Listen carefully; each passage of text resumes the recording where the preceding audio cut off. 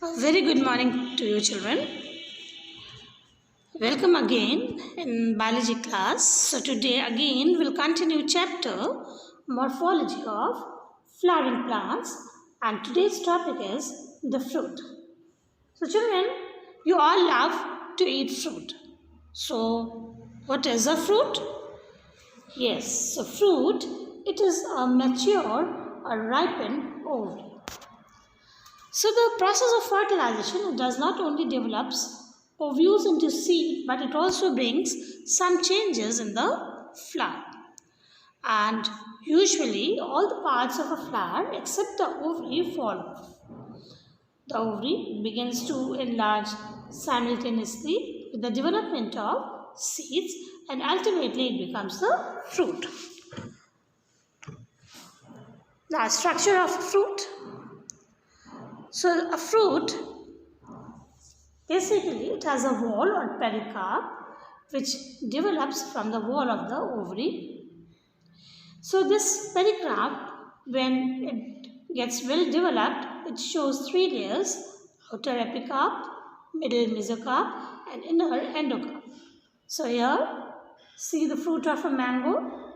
So this is epicarp, middle one is mesocarp, and inner one is endocarp, and inside it is a seed.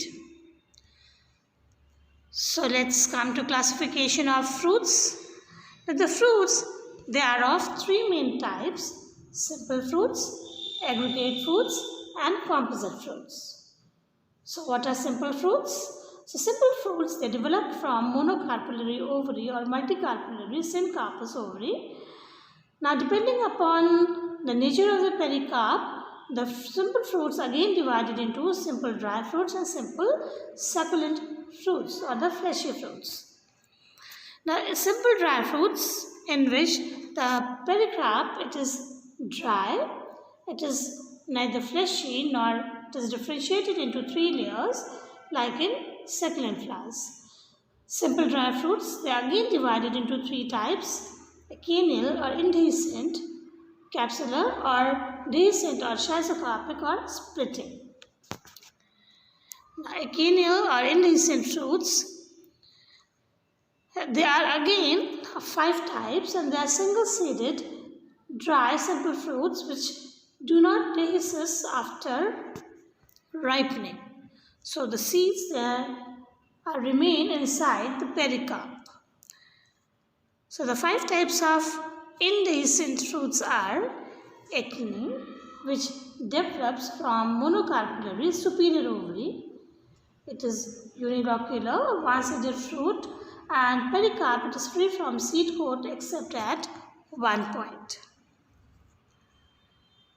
Now here the Ellis of acne, which is a 4 o'clock plant. See the pericarp inside the seed, and it is the point of attachment. The free pericarp is there. Now it is mainly found in aggregate fruits like ranunculus. The caryopsis, the next simple dry fruit is caryopsis, which develops again from monocarpellary unilocular superior ovary, and the thin dry pericarp, it is completely fused with the seed coat or the testa like in maize. Next is sepsilla, which is also called as inferior, false or pseudocarpic acne. Now this is one-seeded and develops from bicarpellary inferior unilocular ovary. Now in this pericarp, it is attached to the seed at one point only. Some develops hairy pappus for seed dispersal by wind like sunflower, marigold, etc. Now here see the sepsilla. Now this is the external view of sepsilla. Now see fused thalamus and the pericarp. Now these are pappus or wing-like structures. Now again hair-like structures are here.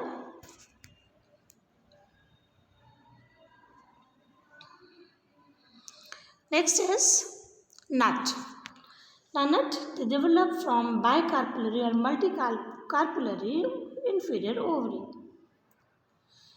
Now, in this, only a single ovule reaches maturity to form a single seed. And the single seeded, dry, indecent fruit, it is hard, stony, woody, or leathery, like cashew nut or lychee. Or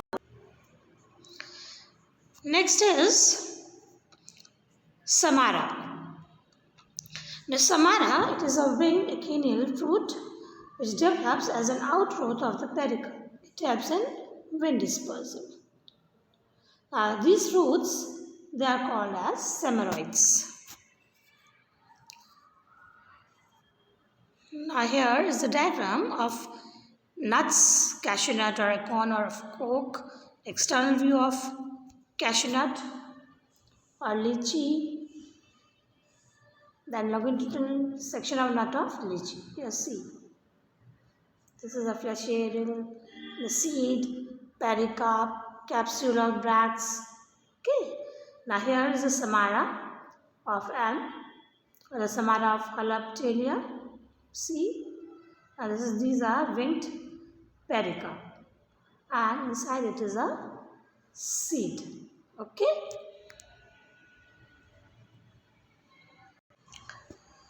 Now next is capsular or decent fruits.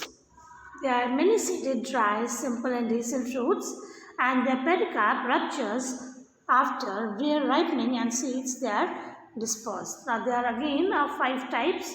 Legume or pod, which is developed from monocarpellary unilocular superior ovary with marginal presentation. Now mature fruits, they dehisce by both dorsal and ventral sutures like pea, bean, etc.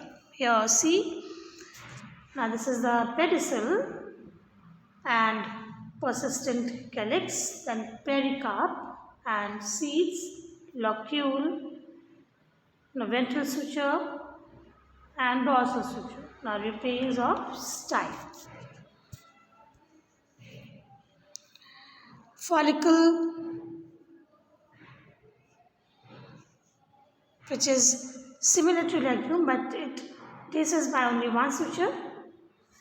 Siliqua, in which fruit develops from bicarpellary syncarpous superior ovary with parietal placentation.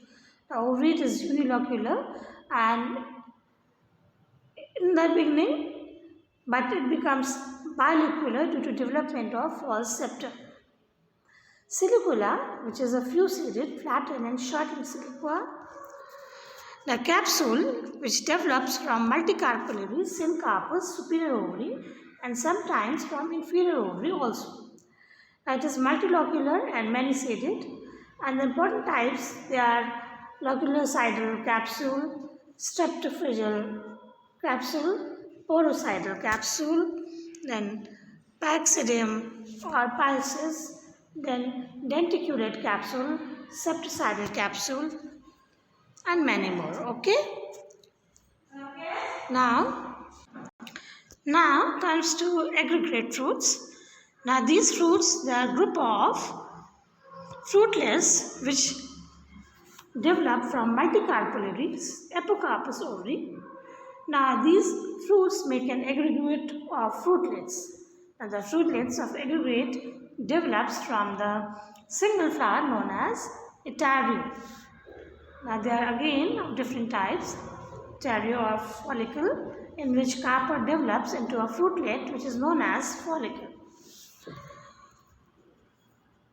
Now here see the etario of berries of custard apple. These are the seeds, then epicarp, thalamus part, mesocarp part which is edible, and endocarp. Okay. Now next is etario of berries, which is also an aggregate fruit of small berries, and many berries they develop on all sides of the fleshy thalamus. Apical parts of these berries they fuse with each other to make a common rind or like the custard apple.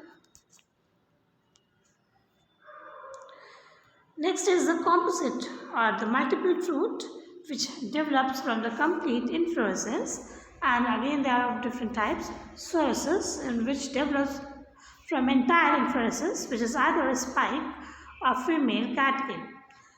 For example, mulberry, which develops from female catkin. Now, Syconus, it develops from Hypanthoddium inflorescence, and in this receptacle becomes fleshy, and many acnes they develop from the pistillate flowers. Now, the fleshy receptacle of these fruit, they are edible. So, what are the biological significations of fruit formation? Usually, fruits they are used from prehistoric times as the main food of human being and the animals.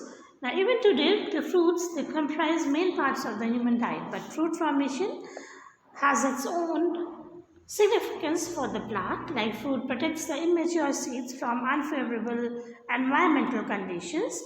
The seed remains enclosed in the fruit until they are ready to germinate. Fruit wall help in seed production because of the color, and immature fruits offer chemical defense against the animals because they contain unpalatable and repelling substances like estrogen, gins, tannins, sour acids, and bitter alkaloids. And mature fruits require bright colors to attract seed dust purging animals. And certain fruits on maturity burst into great pleasure so that seed are dispersed to a distance. So let's come to economic importance of fruit. Now, fruits they are the important part of our diet. Cereals and one-seeded dry fruits they constitute the staple food of man, and a large number of fruits like cucumber, lady's finger, tomato, pumpkin they are used in vegetables. The fruits are a source of vitamins, minerals, organic acids, pectin, sugar, etc. Now, few fruits they develop to use in medicine.